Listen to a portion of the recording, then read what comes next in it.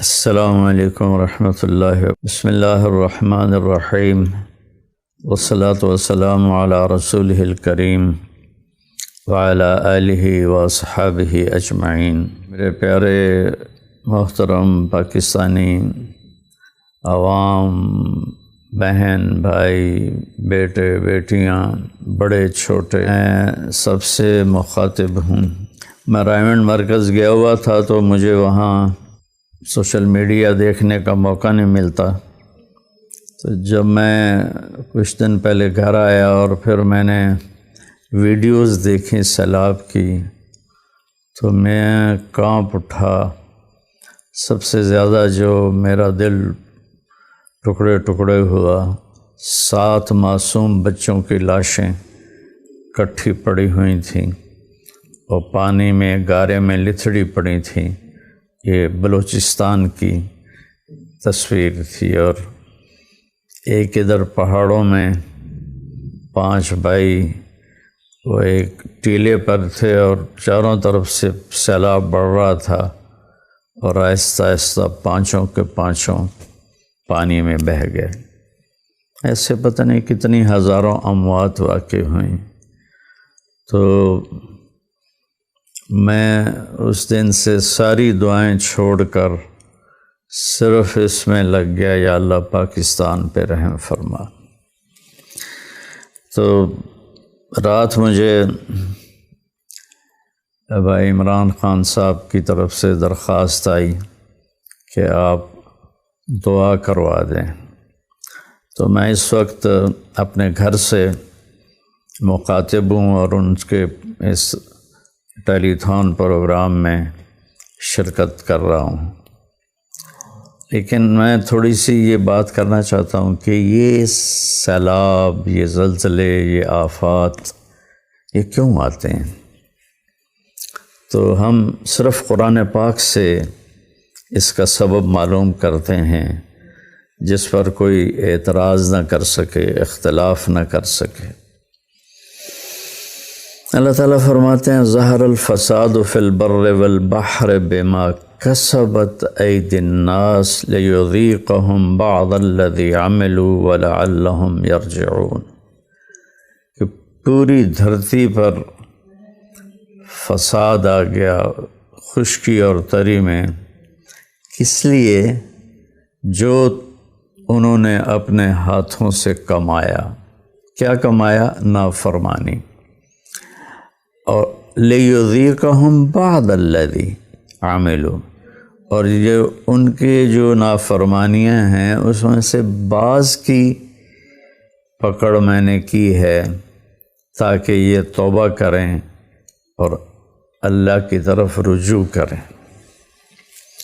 اسی مضمون کو اللہ تعالیٰ نے دوسری طرح بیان کیا، ضرب اللہ مثلا قریۃ کانت آمنۃ مطمئنہ یأتیہا رزقہا رغدا من کل مکان فکفرت بانعم اللہ فاذاقہا اللہ لباس الجوع والخوف بما کانوا یصنعون۔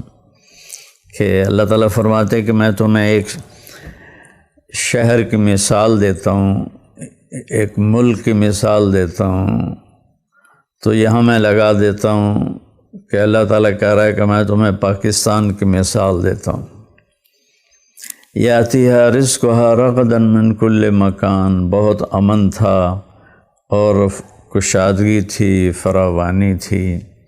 فکفرت بانعم اللہ، پھر وہ میرے شکر گزار بننے کی بجائے وہ میرے نافرمان بن گئے اور مجھے ہی للکارنے لگے۔ بارستنی بالمعاصی یا عبد سو، ارے میرے بندے تو مجھے ہی میری نافرمانی کر کے للکارتا ہے، اس کے باوجود تو توبہ کرتا ہے تو میں معاف کرتا ہوں۔ یہ ایک اور حدیث کو میں نے حدیث کا مضمون جوڑا ہے۔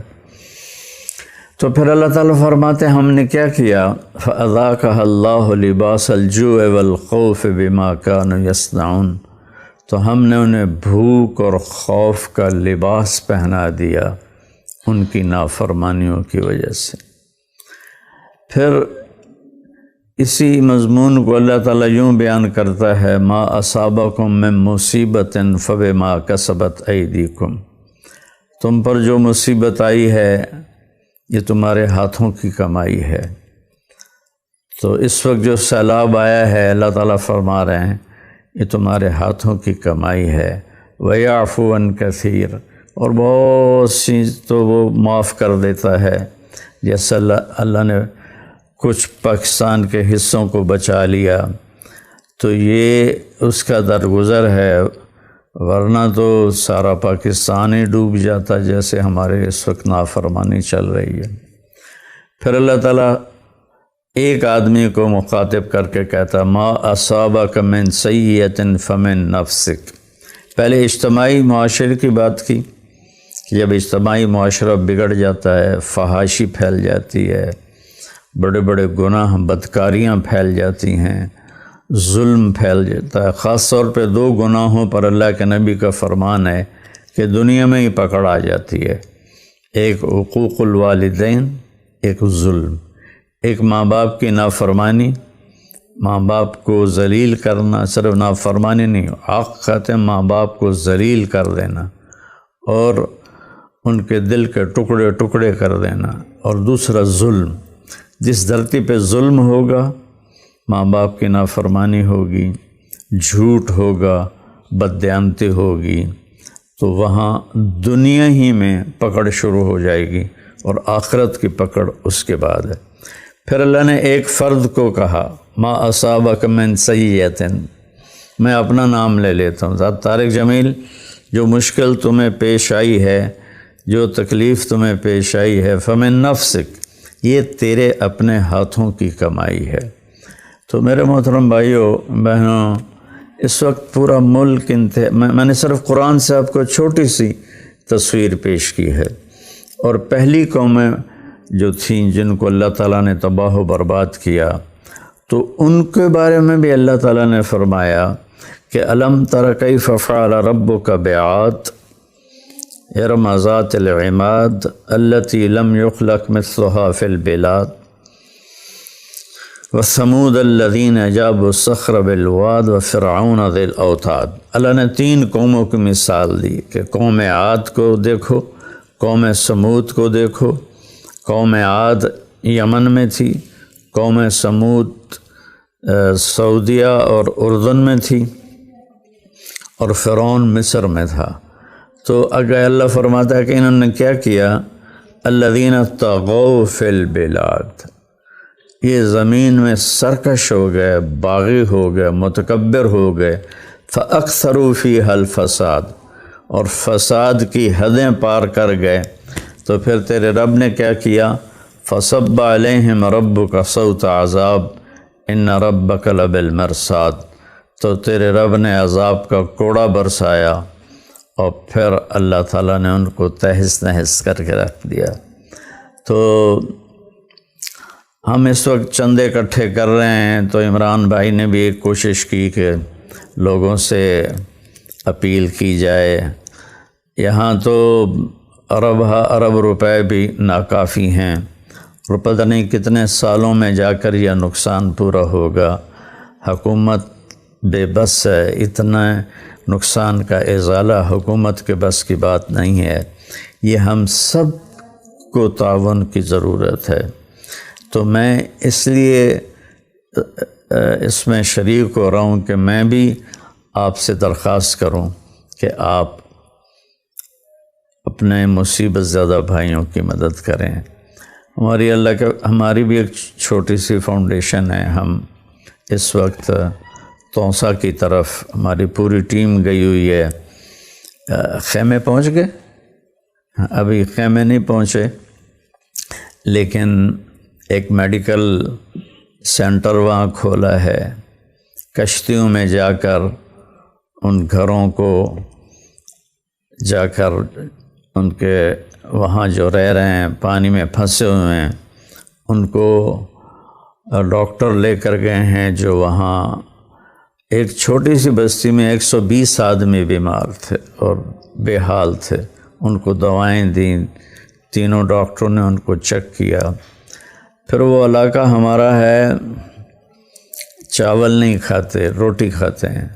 تو پہلی جو فاؤنڈیشنیں تھی وہ چاول تقسیم کر رہی تھی، تو ہم نے پورا ایک کچن کا گروپ بھیجا ہے جو 12 آدمیوں کا، جنہوں نے وہاں ٹینٹ لگا کے، تندور لگا کے، چولہا بنا کے، دیگ گوشت کی اور روٹی، تو پھر وہ روٹی اور وہ گوشت لے کر کشتیوں میں لے جا کر وہاں گاؤں میں تقسیم کر رہے ہیں۔ تو یہ کوئی میں اپنے ریاکاری کے لیے نہیں، بلکہ یہ بتانے کے لیے کہ اپنا حصہ ہم ڈال رہے ہیں اپنی بساط کے مطابق۔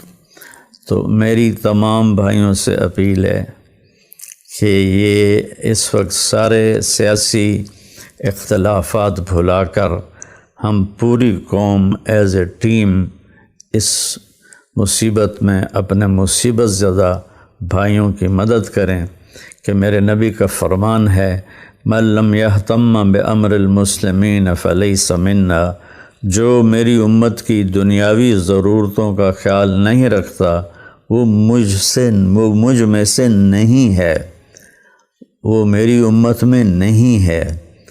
تو میں آیا ہوں غالباً پرسوں کے ترسوں، تو میں وہ 9 بجے کی خبریں دیکھ رہا تھا، تو اس میں تھا کہ جو خیمہ 2500 روپے میں مل رہا تھا وہ اب 11,000 میں مل رہا ہے۔ اگر یہ خبر سچ ہے تو یہ دیکھو میں ہاتھ جوڑتا ہوں، تمہیں اللہ رسول کا واسطہ، یہ کمائی کا وقت نہیں ہے، یہ خدمت کا وقت ہے۔ تم 2500 کا 2,000 کر دو تاکہ تمہارا بھی حصہ پڑ جائے۔ ذخیرہ اندوزوں نے سٹور کر لیا ہے بے شمار، اور ادھر خیمے والوں نے، اگر یہ خبر سچی ہے تو خیمے والوں نے 2500 سے 11,000 کر دیا ہے۔ بھائیو، اللہ کا خوف کرو، اللہ کے واسطے اب تو اللہ سے ہم ڈر جائیں۔ یہ وقت مال کمانے اور بنانے کا نہیں، یہ لٹانے کا وقت ہے۔ اللہ آپ کی نسلوں کو پالے گا۔ تو میری آپ سب سے درخواست ہے کہ ہم ایک ٹیم بن کر، سارے اختلاف بھلا کر، یکجان ہو کر، پاکستانی بن کر، مسلم مومن بن کر، ہم ان مصیبت زدہ لوگوں کی مدد کریں۔ تیرتی لاشیں، گرتے ہوئی دیواریں، گرتے ہوئے گھر، ڈوبتے ہوئے انسان اور جانوروں کی تیرتی ہوئی لاشیں، وہ آنکھیں نہیں روتی بلکہ دل روتا ہے۔ تو اتنا بڑا پچھلے 60 سال میں اتنا بڑا طوفان نہیں دیکھا۔ ہم سب توبہ کریں اللہ کی بارگاہ میں، تو انشاءاللہ اللہ تعالی ہماری مدد کرے گا۔